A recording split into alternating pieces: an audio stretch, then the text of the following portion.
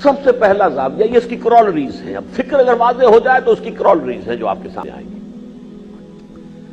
پہلا زاویہ اس کا یہ ہے انفرادی اخروی صلاح اور فلاح کا دار و مدار اس جد و جہد پر ہے. یہ جد و جہد اگر نہیں ہے تو نماز روزہ اس کی کتنے بھی مقدار ہو وہ آپ کے اخروی فلاح اور صلاح کی ذمہ داری نہیں لے سکتی. اب دو شکلیں ہو سکتی ہیں دنیا میں. یا تو آپ رہ رہے ہیں اس کیفیت میں کہ اسلام کا غلبہ ہے، خلافت کا نظام ہے، اسلامی حکومت ہے، آپ اس کے ایک شہری ہیں، جو کہ اس وقت نہیں ہے لیکن خلافت راشدہ میں تو تھا. اب بھی امکان ہے، ہوگا انشاءاللہ، یقیناً ہوگا. اگر یہ کیفیت ہو گویا کہ یہاں پر تو اللہ کا کلمہ اونچا کیا جا چکا، لِتَكُونَ كَلِمَةُ اللَّهِ هِيَ الْعُلْيَا، لیکن اب بقیہ دنیا میں اس کو پھیلانا ہے، اس کی توسیع ہے. جیسے حضور نے 22-23 برس کی محنت سے جزیرہ نماء عرب میں جاء الحق وزهق الباطل ان الباطل كان زهوقا ہو گیا، وہاں تکمیل ہو گئی ہے، اللہ کا نور مکمل ہو گیا ہے، کوئی شک نہیں. لیکن ابھی تو یہ تو چھوٹا سا خطہ ہے نا روئے زمین کا، ابھی اسے پھیلانا ہے شرقاً غرباً. لیکن اس کی ذمہ داری اب ہوگی حکومت کے نظام کی. افراد پر سے وہ ذمہ داری اٹھ کر اور حکومت میں آ گئی ہے. حکومت جو کچھ عوام سے ڈیمانڈ کرے گی وہ پورا کر دیجئے تو باقی آپ بری ذمہ ہو گئے. کسی محاذ سے ڈیمانڈ آئی ہے 10,000 آدمی اور چاہیے، حضرت عمر نے اعلان کیا ہے 10,000 آدمی اور چاہیے، 10,000 آدمی نکل آئے، باقی پاؤں پھیلا کر گھر سوئے، کوئی گناہ نہیں ہے. فرض کفایہ بن گیا یہ. کیوں؟ اس لیے کہ نظام حکومت کے تحت ہے. اب انفرادی طور پر آپ اس کے مسئول نہیں ہیں، مسئول وہ نظام ہے، آپ اس کے تابع ہیں. کسی میں مطالبہ کرتے ہیں بھائی جو کچھ لا سکتے ہو لے آؤ، لے آئیے، جو کچھ آپ کے پاس ہے آگے رکھ دیجیے، کامیاب ہو جائیں گے. تو جو تقاضا اس حکومت کی طرف سے آئے وہ آپ نے پورا کر دیا تو آپ اس کے بعد بری ذمہ ہو گئے، کوئی اور مزید ذمہ داری آپ پر نہیں. لیکن اگر جیسا کہ اس وقت ہے وہ نظام تو قائم نہیں ہے، اس کے برعکس باطل نظام ہے، طاغوت ہے، کفر ہے، اس کی شیڈز مختلف ہوں گی. کہیں تو سرے سے جو ہے ایک سیکولر نظام، بدترین سیکولر نظام، وہ تو جیسے ترکی میں ہے بدترین، وہاں تو اسلام کا نام لینا بھی حرام، اسلام کے لیے جماعت بنانا حرام مطلقاً، عورتوں کے لیے سر ڈھانپنا حرام مطلقاً، برقع تو بڑی دور کی شے ہے، وہ تو ایک انتہائی سمجھیے بہت دور کی بات ہے.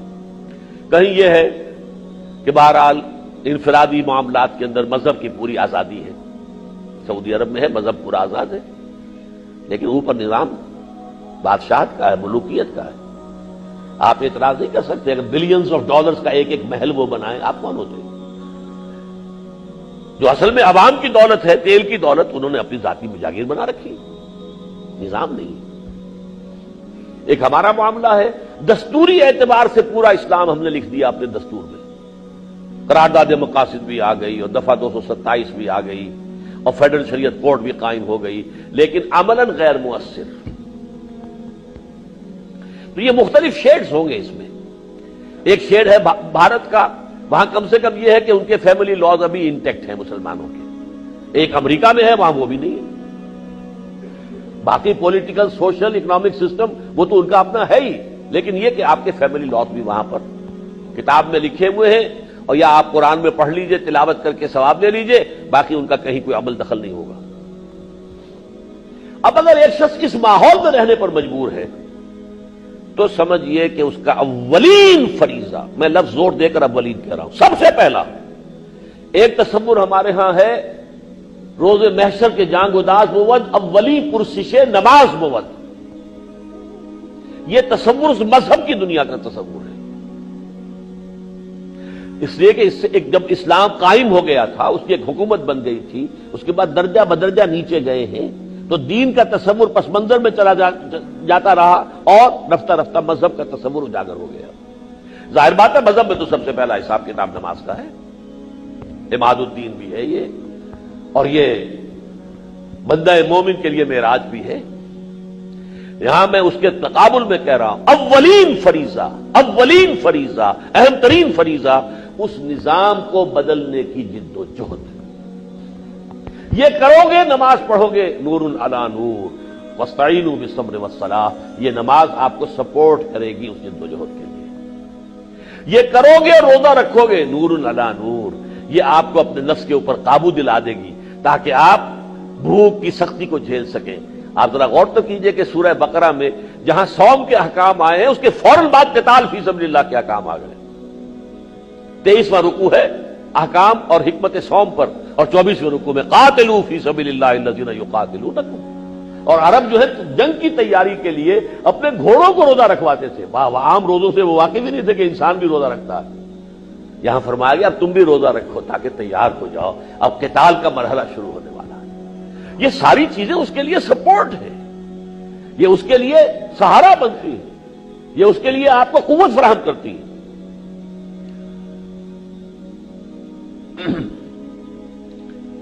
یہ جد و جہد اگر انسان کرتا ہے، یہ لازماً ہے در حقیقت ایک نظام باطل کے تحت زندگی گزارنے کا جو گناہ وہ میں کر رہا ہوں، یہ گناہ ہے. اس گناہ کا کفارہ یہ ہے کہ میں نے اس نظام کو ذہناً تسلیم نہیں کیا، میں اس نظام کو پروموٹ کرنے کے لیے اپنی صلاحیتیں صرف نہیں کر رہا، میں اس نظام میں خود پراسپر کرنے کے لیے پھلنے پھولنے کی جد و جہد نہیں کر رہا، بلکہ اپنے لیے کم سے کم جو زندگی کے لیے ناگزیر ہے وہ اس نظام سے لے کر اپنا باقی سارا وقت ساری صلاحیت صرف کر رہا ہوں اللہ کے دین کے غلبے کے لیے. یہ کفارہ ہے. سودی نظام ہے، سود میرے اندر بھی جا رہا ہے، چاہے میں کہیں اللہ کا شکر ہے کسی ڈائریکٹ سودی معاملے میں کبھی ملوث نہ کبھی رہا نہ آج ہوں، لیکن گندم کے ہر دانے کے اندر جو ہے سود موجود ہے. ہر سانس جو میرے اندر جا رہا ہے وہ سود لے کر جا رہا ہے. حضور کی حدیث ہے ایک زمانہ آئے گا کہ کوئی شخص سود کھائے گا نہیں تب بھی اس کا غبار یا دخان تو اس کے اندر جائے ہی جائے گا. فضا میں اگر 10 سسپینشن ہے، آپ سانس لینے پر مجبور ہے زندہ رہنے کے لیے، تو وہ ڈسٹ جو ہے آپ انہیل کریں گے. اگر کمرے میں دھواں بڑھ گیا ہے اور آپ وہاں پر ہیں تو آپ کو جینے کے لیے سانس تو لینا ہے، دھواں اندر جائے گا. تو اس وقت تو فضا میں ڈسٹ بھی ہے اور سود کا، اور دھواں بھی ہے سود کا، جائے گا. اب جو میرا اندر ناپاک ہو رہا ہے اس کی وجہ سے اس کو پاک کرنے کا ذریعہ کیا ہے؟ اپنا تن من دھن اس نظام کو ختم کرنے کے لیے لگا دینا، یہ اس کا کفارہ ہے. دوسری بات یہ نوٹ کیجئے کہ یہ کفارہ ہر بندہ مومن کو ادا کرنا ہے، خواہ وہ کہیں اقلیت میں ہو مسلمان اور خواہ اکثریت میں ہو، کوئی فرق واقع نہیں.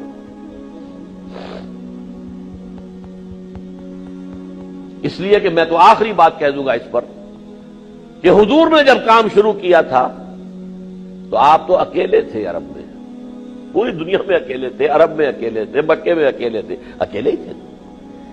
پہلے دن 4 آدمی ایمان لائے. زوجہ محترمہ حضرت خدیجہ الکبریٰ رضی اللہ تعالی عنہ، دیرینہ یار دوست حضرت صدیق اکبر رضی اللہ تعالی عنہ، غلام جنہیں آزاد کر کے اپنا بیٹا بنا لیا تھا زید ابن حارثہ جو اب زید ابن محمد کہلاتے تھے، اور حضرت علی چچازاد بھائی ہیں، اپنی زیر کفالت ہیں، زیر تربیت. 10 سال کے بعد بھی وہ مشکل 125 آدمی آئے تو اکثریت میں تو نہیں ہو گئے تھے. جب آپ نے قتال شروع کیا تب بھی اکثریت میں نہیں تھے، بڑی مائنیوٹ اقلیت. پورے عرب کی اگر آپ پوری بات کو سامنے رکھیں آبادی تو کتنے تھے صحابہ کرام؟ لہذا اس میں اقلیت اکثریت کا سوال نہیں. ایمان کہیں ہے تو اس کا لازمی تقاضا یہ ہے باطل کو ریکنسائل نہ کرو، ذہناً اور قلباً تسلیم نہ کرو، اس کو پراسپر کرنے میں مدد نہ دو، اس کی چاکری نہ کرو، اس کی خدمت نہ کرو. وہاں رہو تو جس کو کہتے ہیں لیو ان پروٹیسٹ، رہنا تو ہے کیا کریں، لیکن we are living in protest. اس نظام کو ذہن سے دل سے قبول کر کے نہیں، اور ہم اس میں پراسپر کرنے کی، اپنی جائیداد، اپنا مال، اپنی دولت کو بڑھانے کی، اس کے لیے ہماری جد و جہد نہیں ہوگی، بلکہ ہوگی اللہ کے دین کی. یہ جو ہے انفرادی فلاح کی شرط لازم. دیکھیے اس میں یہ جد و جہد جو ہے اس کے 3 مرحلے احادیث میں آئے ہیں. بہت مشہور روایت ہے، من رأى منکم منکرا فلیغیرہ بیدہ فإن لم یستطع فبلسانہ فإن لم یستطع فبقلبہ وذلک اضعف الایمان. مشہور حدیث ہے، اکثر کو یاد بھی ہوگی. جو بھی تم میں سے کسی منکر کو دیکھے اس کا فرض ہے طاقت سے اسے بدلے. اگر اس کی طاقت نہ رکھتا ہو زبان سے بدلے، زبان سے نہ رکھتا ہو دل سے بدلے. اور فرمایا وذلک اضعف الایمان، یہ ایمان کا کمزور ترین درجہ ہے. دوسری حدیث جو اس سے بھی زیادہ واضح ہے، یہ حدیث جو ہے یہ تو یہ بھی صحیح مسلم کی ہے، دوسری بھی صحیح مسلم کی ہے. وہ حضرت عبداللہ ابن مسعود سے ہے دوسری حدیث رضی اللہ تعالی عنہ. ما بعث اللہ من نبی قبلی فی امتہ الا کان لہ حواریون واصحاب یاخذون بسنتہ ویقتدون بامرہ. حضور نے فرمایا مجھ سے پہلے اللہ تعالیٰ نے جس نبی کو بھی اس کی امت میں بھیجا اس کے کچھ نہ کچھ حواری، کچھ نہ کچھ صحابہ ہوتے تھے جو اس کی سنت کو مضبوطی سے تھام لیتے تھے، ان کے حکم کے مطابق پیروی کرتے تھے. ثم انہا تخلف من بعدہم خلوف، پھر اس کے بعد ایسے ناخلف آ جاتے تھے ہم جیسے. وہ کیا کرتے تھے؟ یقولون ما لا یفعلون، کہتے وہ تھے جو کرتے نہیں تھے. ویفعلون ما لا یؤمرون، اور کرتے وہ تھے جس کا حکم ہی نہیں ہوا. عیدوں پر عیدیں چڑھتی جا رہی ہیں، عید میلاد النبی ہو رہی ہے، کہیں حکم نہیں دیا نہ اللہ نے نہ اس کے رسول نے. رسومات ہیں ایک سے ایک بڑھ کر 40ویں ہیں، 10ویں ہیں، اور وہ برسیاں منائی. کہاں بھائی اللہ نے رسول نے کہیں اس کے لیے کہا ہے؟ یہ سب بدعات کے تمہار. یقولون ما لا یفعلون ویفعلون ما لا یؤمرون.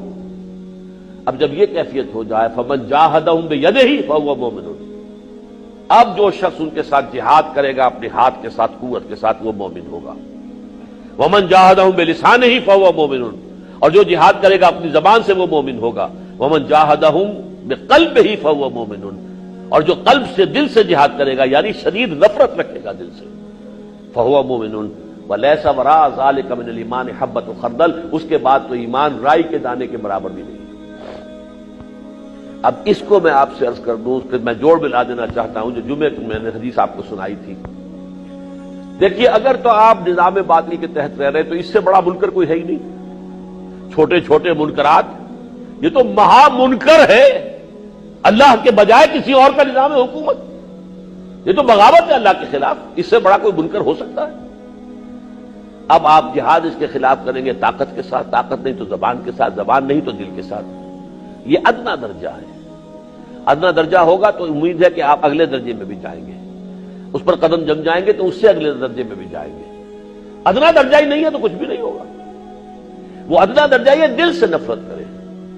یہی وہ حدیث ہے جس کو کہ مولانا تھانوی رحمۃ اللہ علیہ نے اپنے خطبات جمعہ جو انہوں نے مرتب کیے اس میں نقل کیا ہے خطبہ ثانیہ میں. اوحی اللہ عز وجل الی جبرائیل علیہ الصلوۃ والسلام، اللہ نے وحی کے ذریعے سے حکم بھیجا جبرائیل علیہ الصلوۃ والسلام کو، ان اقلب کا مدینہ کذا و کذا باہلھا، فلاں فلاں بستیوں کو اس کے رہنے والوں سمیت الٹ دو. قال فقال، حضور فرماتے ہیں اس پر حضرت جبرائیل نے عرض کیا یا رب ان فیہا عبدک فلانا لم یعصک طرفۃ عین. اے اللہ وہاں تو تیرا وہ بندہ بھی ہے جس نے پلک جھپکنے جتنی دیر بھی کبھی معصیت میں بسر نہیں کی. ذاتی نیکی کا اس کا یہ عالم ہے، اور گواہی دینے والے جبرائیل ہیں، کوئی کرائے کا گواہ نہیں ہے اور کوئی کرائے کا وکیل نہیں ہے. جبرائیل اور اللہ کی جناب میں کہہ رہے ہیں، مبالغہ نہیں ہو سکتا اس میں. لم یعصک طرفۃ عین. قال فقال، حضور فرماتے ہیں کہ اللہ نے ارشاد فرمایا اقلبھا علیہم وعلیہم، الٹو اس کو، پہلے اس پر پھر دوسروں پر. کیوں؟ ان وجہہ لم یتمار فی ساعۃ القط، اس کے چہرے کا رنگ میری غیرت کی وجہ سے کبھی متغیر نہیں ہوا. دل میں نفرت ہوگی تو چہرے پر اس کے احساس آئے گا، گھٹن کا احساس ہوگا، چہرے کا رنگ متغیر ہوگا. یہ اصل میں دلی نفرت کا انڈیکس ہے، دلی نفرت کا یہ اظہار ہے، اور کچھ نہیں کر پا رہا. انسان بالکل بے بس ہو گیا ہے، نہ زبان ہلا سکتا ہے نہ ہاتھ ہلا سکتا ہے. لیکن اگر دل کے اندر نفرت ہے تو چہرے کا رنگ تو متغیر ہوگا کسی منکر کو دیکھ کر. یہ بدبخت وہ ہے کہ جس کے چہرے کا رنگ بھی کبھی متغیر نہیں ہوا. اس کا کیا مطلب ہے؟ یہ ذہناً ریکنسائل کر چکا ہے، یہ تسلیم کر چکا ہے. یہ صرف مست رکھو ذکر و فکر صبح گاہی میں اسے، اس نے تقاضا یہی سمجھا ہے کہ اپنی جو ہے بس اپنا تزکیہ ہے، اپنے آپ کو مانجے جاؤ، ذکر کرتے رہو، مراقبے کرتے رہو. یہ تصور تو اسلام کا نہیں. اب دیکھیے اس چیز کو بیان کرنے کے لیے مختلف اسالیب ہیں قرآن میں. کہیں تو ایک لفظ ابھی جو آپ نے قرات سنی تھی، ایک لفظ استقامت میں پوری قیامت آ گئی. ان الذين قالوا ربنا الله ثم استقاموا تتنزل عليهم الملائکہ الا تخافوا ولا تحزنوا. یقیناً جس نے یہ کہا کہ میرا رب اللہ ہے پھر اس پر جم گیا، یہ جم جانے میں قیامت ہے. اب اس پر جمنے کا مطلب کیا ہے؟ اسی کے مطابق اپنا عمل بھی ہوگا، اس کے احکام بھی مانے گا، اپنی امیدیں اسی سے رکھے گا، اپنے توقع اسی سے رکھے گا، اسی کو پکارے گا، اسی سے دعا کرے گا، اسی سے لو لگائے گا، اسی سے محبت کرے گا، اس کی غیرت اس کے اندر ہوگی، اس کے دین کا جھنڈا اٹھانے کی کوشش کرے گا. یہ سارے تقاضے استقامت کے. کہیں وہاں اس کے ساتھ ہمیشہ جو ہے لفظ ایڈ ہو جاتا ہے قرآن میں آمنوا وعملوا الصالحات. شاذ کوئی مقام ہوگا جہاں پر کہ یہ لفظ جو ہے ایمان کا بغیر عمل صالح کے آ گیا. اور عمل صالح کا ہمارا تصور یہ ہوتا ہے نماز روزہ اللہ اللہ خیر صلی اللہ، جبکہ پورے مکی قرآن میں جہاں عمل صالح کا لفظ آتا ہے تو ابھی تو روزہ تو کا تو وجود ہی نہیں تھا. نماز کا بھی ابھی نظام 11ویں سال میں آیا ہے. وہاں عمل صالح کیا تھا؟ وہ استقامت. انہوں نے کہا ہمارا رب اللہ ہے، پھر تکلیفیں آئیں برداشت کی، جھیلی، اور اللہ کے دین کی دعوت جاری رکھی. یہی عمل صالح تھا. نمازیں شروع میں صرف رات کی نماز تھی، بعد میں 2 وقت کی ہوئی، پھر کہتے ہیں 3 وقت کی ہوئی. 11ویں سال میں آ کر جس سال کے معراج ہوا ہے تب کہیں جا کر 5 نمازوں کا نظام آیا. ابھی نہ سود حرام تھا، نہ جوا حرام تھا، نہ شراب حرام تھی، کچھ بھی حرام نہیں تھا. تو عمل صالح کس کو کہتے ہیں؟ وہ عمل صالح صرف یہ تھا اس دین کی دعوت دو، اس کا اقرار کرو، تکلیف آئے تو جھیلو، بس اللہ اللہ خیر. کہیں اس کو کہا گیا ایمان اور جہاد جمع کر دیا گیا 2 شکلوں میں، جیسے سورہ حجرات میں فرمایا انما المؤمنون الذين آمنوا بالله ورسوله ثم لم يرتابوا وجاهدوا باموالهم وانفسهم في سبيل الله. ایمان اور جہاد. مومن تو صرف وہی ہیں جو ایمان رکھتے ہیں اللہ پر، اس کے رسول پر، جیسے کہ ایمان رکھنے کا حق ہے، پھر شک نہیں کرتے اور اپنی جان اور مال کھپا دیتے ہیں اللہ کی راہ میں جہاد کرتے ہوئے. صرف یہ لوگ سچے ہیں. سورہ صف میں جو ابھی میں نے آیت تلاوت کی تھی، اگر تم چاہتے ہو جہنم کی آگ سے بچنا، یا ایھا الذین آمنوا هل ادلکم علی تجارۃ تنجیکم من عذاب علیم، تو تمہیں لازماً یہ راستہ اختیار کرنا پڑے گا. تؤمنون باللہ ورسولہ وتجاہدون فی سبیل اللہ باموالکم وانفسکم. ایمان اور جہاد، ایمان اور جہاد. کہیں کہا ایمان اور انفاق سورہ حدید میں آمنوا باللہ ورسولہ وانفقوا مما جعلکم مستخلفین فیہ. اب اس میں انفاق میں مال بھی ہے اور انفاق میں جان بھی ہے، نفق الفرس بھی ہے اور نفق الدراہم بھی ہے. نفقت الدراہم پیسے ختم ہو گئے، گھوڑا مر گیا، نفق الفرس جان دے دی اللہ کی راہ میں، یہ بھی انفاق فی سبیل اللہ ہے، جان خرچ کر دینا. انفاق مال ہے اور جان، دونوں کا انفاق ہے. سورۃ العصر میں 4 چیزیں لے آئے. وَالْعَصْرِ إِنَّ الْإِنسَانَ لَفِي خُسْرٍ إِلَّا الَّذِينَ آمَنُوا وَعَمِلُوا الصَّالِحَاتِ وَتَوَاصَوْا بِالْحَقِّ وَتَوَاصَوْا بِالصَّبْرِ. اور تواصی بالحق اور تواصی بالصبر کے ضمن میں مولانا فرائی رحمۃ اللہ علیہ نے لکھا اور خوب لکھا. اس لفظ تواصی سے یہ لازم آتا ہے کہ نظام خلافت قائم کیا جائے، اور اس کا لازمی تقاضا یہ ہے کہ اس سے پہلے نظام جماعت قائم کیا جائے. اس جد و جہد کے لیے شرط لازم ہے جماعت. انی آمرکم بخمس اللہ امرنی بہن بالجماعت والسمع والطاعت والہجرت والجہاد فی سبیل اللہ. لازم ہے، یہ کام نہیں ہو سکتا بغیر جماعت کے. پہلی بات یہ کہ یہ فرض ہے، فرض عین ہے، لازمی ہے، اور اس کے لیے اس کے لازمی تقاضوں میں سے، اس کے پری ریکوزٹس میں سے جماعت ہے. اور جماعت بھی سموتات والی جماعت. بایانا رسول اللہ صلی اللہ علیہ وسلم علی السمع والطاعت فی العسر والیسر والمنشط والمکرہ الی آخر الحدیث. اب میں تفصیل میں نہیں جا رہا ہوں اس وقت، اس لیے کہ اس پر مفصل تقریریں میری پوری موجود ہیں. میں نے اپنے انداز میں اس کو جو بیان کیا تو پہلے میں ایک تمثیل جو ہے 3 منزلہ عمارت کی، اس کے حوالے سے کہ اس کی ایک فاؤنڈیشن ہے، پھر 4 پلرز ہیں، پھر پہلی چھت ہے، پھر دوسری چھت ہے، پھر تیسری چھت ہے. فاؤنڈیشن ہے ایمان. یا ایھا الذین آمنوا آمنوا باللہ ورسولہ.